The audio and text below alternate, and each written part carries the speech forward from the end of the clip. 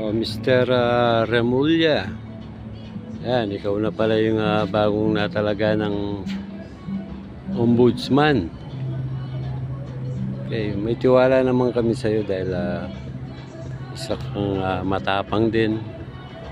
Walang kinikilingan. Pero sana naman kung ano yung issue ngayon, yun muna yung harapin mo.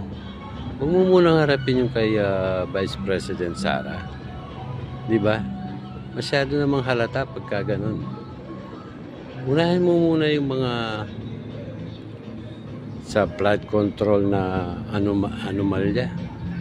Kaysa naman sa lampasan mo sila, haharapin mo yung kung ano pwede mo ikaso kay Sara. Huwag ganyan. Unahin mo muna yung kung ano yung issue ngayon. Yung ikinagagalit ng mga taong bayan.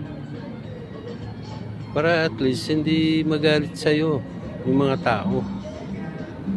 Di ba? Mahirap kasi porque na talaga tayong bilang ombudsman, ikaw ang may karapatan na para magsampa ng kaso.